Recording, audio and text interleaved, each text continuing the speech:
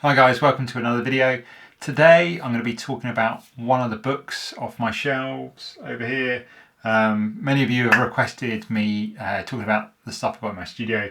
So today we're going to do one of my favourite books, which is all about brush lettering and learning brush lettering.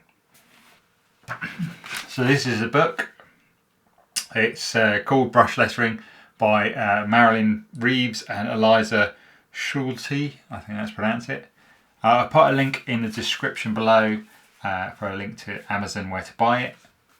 It's a pretty old book. It was first published in 1994, so that was just when brush pens and brush markers were being introduced from Japan, being shipped over.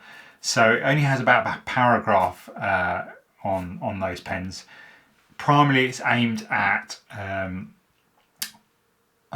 wide edge brush and a pointed pen brush. The pointed pen brush is what the brush pens emulate. The wide edge brush is, you can either use that or you can use, I quite like using a parallel pen to get that sort of wide edge style.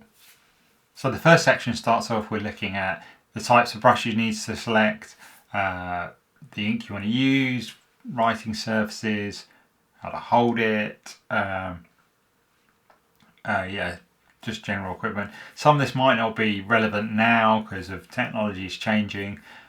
Good to read through it anyway, just to get an understanding of the tools and all the stuff you might be using. It then goes on to looking at doing warm-up exercises with an edge brush, parallel pen, like I mentioned. And then it starts to look at the Roman alphabet, which is, if you're new to lettering and calligraphy, is a great place to start, especially if you to understand the basic letter forms, how they're constructed, how they're put together, and from there it goes on to different styles of these letter forms. For instance, black letter, sans serif, and general variety. So once you have that, once you have those basic letter forms, you can build upon it, sort of having a set of skills that can really help you. So it's the second half of the book, which is dedicated to pointed brush calligraphy, which is what a brush pen or brush marker would be best suited for.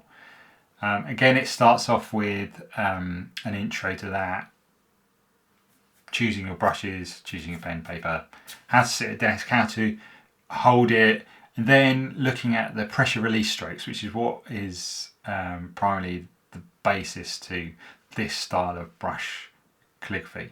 Recommend not passing through this section because it really, all the exercises and information it gives you will really help you, will give you a sort of fast track in learning the actual alphabets when you get later on. So there's loads of pages on the alphabets because you have a basic alphabet structure, and then you have pages and pages of how to alter those letters. So like the G has about 6 or 7 variations to it.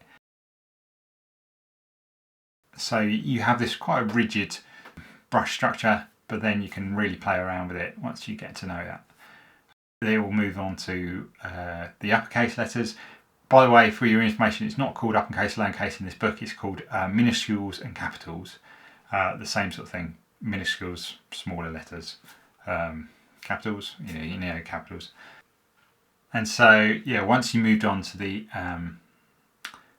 capital alphabet, it goes on to how to adapt the basic alphabet into other styles. So, one of these being copperplate script, which is normally done with a nib and dip pen dipped in ink. So you'd learn that. And then finally there's a section which is sort of like a mini gallery of people's work they've done using brush script. And it's so varied. This style of lettering is so varied that you can, once you've learnt it, you can really start to produce your own style and be known for that style. So, because it's from 1994, quite a lot of it is looking a little bit dated, but it really, for me, is my go-to book for whenever I'm needing to do some brush lettering and yeah, just having that fundamentals there that I can refer back to how to construct letters, and the exercises for the pressure relator being really important.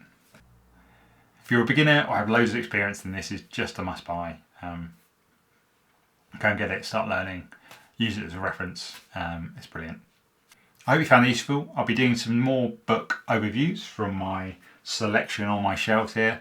So please subscribe if you want to keep up to date with those. Otherwise, I'll see you in the next video.